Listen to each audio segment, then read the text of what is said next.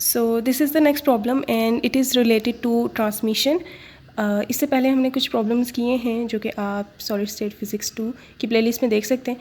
तो this problem says के the transmittivity T of a transparent material 15 millimetre thick, जो कि 15 मिलीमीटर थिक है, उसकी थिकनेस गिवन है.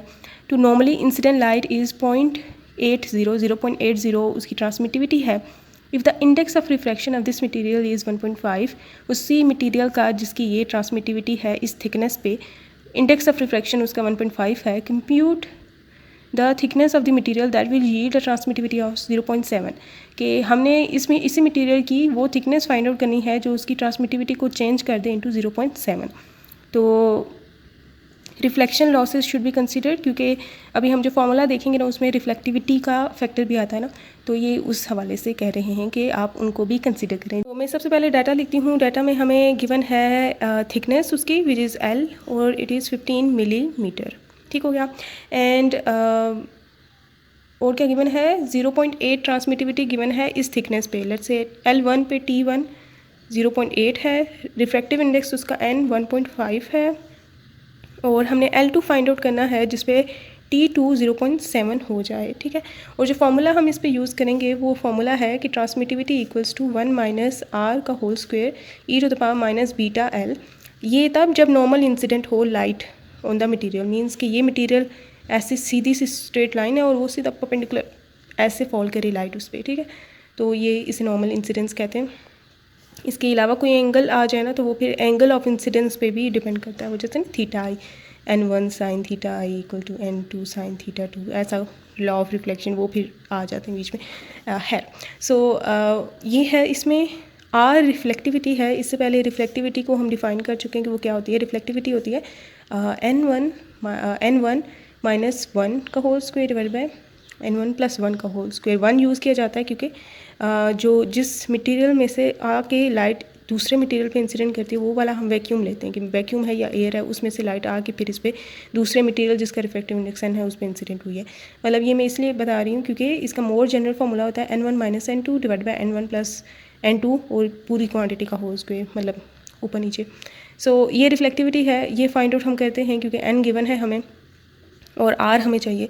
सो इसमें पुट करती हूँ 1.5 माइनस 1 का whole square divide by 1.5 plus 1 का whole square. So this quantity comes out to B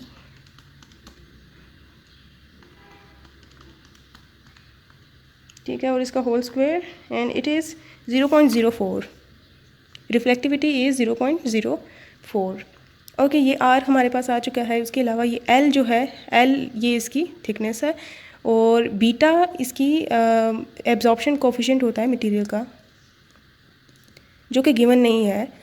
तो हमें सबसे पहले जो पहला डाटा गिवन है ना जिसमें L1 भी गिवन है, ठीक है, R भी और T भी गिवन है, उसमें बीटा पहले फाइंड आउट करेंगे. फिर हम सेकंड सिचुएशन के लिए बीटा क्योंकि होगा L2 फाइंड आउट करना होगा, R सेम ही रहेगा, T गिवन है, तो फिर उस पर हमने L2 निकालना है. तो ये ऐसे होगा. पहले वाले में बीटा फाइंड आउट करते हैं क्योंकि वो अननोन है.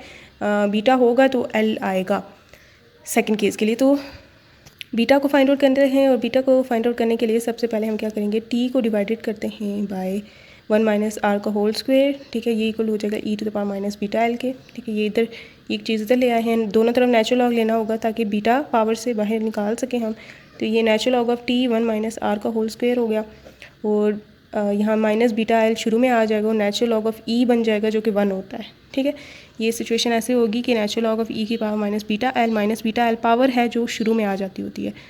नेचुरल लॉग की ये प्रॉपर्टी होती है. तो E as it is natural log of E which is 1. तो ये माइनस बीटा एल इस साइड पे आ जाएगा. बीटा फाइंड आउट करना है तो वो इक्वल हो जाएगा -1/L natural log of T by 1 minus are का होल स्क्वायर. तो ये मैं यहाँ पे लिखती हूँ और बीटा इक्वल्स -1/L, ये माइनस L इधर चला जाएगा ना, और natural log of T by 1 minus are का होल स्क्वायर. ठीक है. इसमें मैं वैल्यूज़ को पुट करती हूँ फर्स्ट केस वाली. तो ये -1 डिवाइडेड बाई 15, तो ये -1 डिवाइडेड बाई 15 मिली है तो 10⁻³ उसकी जगह लिखना है. Natural log of T which is 0.8 divided by 1 minus R था 0.04, तो 1 माइनस 0.04 का होल स्क्वायर. और ये इसको इवेलुएट में करती हूँ. ठीक है. सबसे पहले 0.8 डिवाइडेड बाय ब्रैकेट 1 माइनस 0.04 का होल स्क्वायर। ठीक हो गया। तो ये आ गई है quantity natural log of answer. ठीक है, ये नेगेटिव आ चुका है, डिवाइडेड बाय नेगेटिव से ये वाले नेगेटिव के साथ कैंसिल हो जाएगा इसका जो रिज़ल्ट ठीक है आया था 15 मल्टीप्लाई 10 पावर -3, तो ये बन चुका है 9.433। ये आ चुका है बीटा की वैल्यू, और ये पॉजिटिव आई है क्योंकि इसका रिज़ल्ट नेगेटिव आया, ये वाले माइनस से मल्टीप्लाई होकर ये पॉजिटिव हो जाएगा। ठीक है, ये बीटा की वैल्यू आ चुकी है। अब हम एल की वैल्यू निकालते हैं फॉर T 0.7। ठीक है, और रिफ्लेक्टिविटी दोनों केसेस में सेम है क्योंकि मटीरियल सेम ही है। तो अब मैं ये इक्वेशन अगेन यूज़ करती हूँ, ये नहीं ये वाली, क्योंकि एल निकालना है ना। तो अब एल इधर रहने देते हैं, बीटा उधर डिवाइड कर देते हैं, तो ये इक्वेशन बन जाएगी -1 beta natural log of T divide by 1 - 0.04 का होल स्क्वायर। T यहाँ पे 0.7 यूज़ कर देंगे इस केस के लिए। ठीक है, और बीटा क्या है 9.433, ये पुटिंग भी कर दी हमने। तो अब करते हैं ये इसे एवेलुएट 0.7 डिवाइड बाय 1 - 0.04 का होल स्क्वायर। ठीक है, और इसका नेचुरल लॉग नेगेटिव ही आया, वो उसको पॉजिटिव बना देगा। 9.433 से डिवाइड करते हैं, और ये आया है 0.029, थिकनेस आई है 0.0291, इसे मिलीमीटर में कहते हैं 123, तो ये इक्वल्स टू 29.1 मिलीमीटर बनता है। ठीक है, मिलीमीटर्स में अगर आप देखें तो पहले थिकनेस थी 15 मिलीमीटर, थिकनेस को बढ़ाएंगे तो ट्रांसमिटिविटी डिक्रीज़ हो जाएगी। ठीक है, ट्रांसमिटिविटी होती है कि मटेरियल से बाहर लाइट का चला जाना, कि ये मटेरियल है, लाइट इस पर इंसिडेंट हुई, इससे ट्रैवल होकर बाहर जितनी जा पाती है, यहाँ पे जितनी आप थिकनेस बढ़ाएंगे ना उतनी कम लाइट ही बाहर जा पाएगी। तो hence this is the result.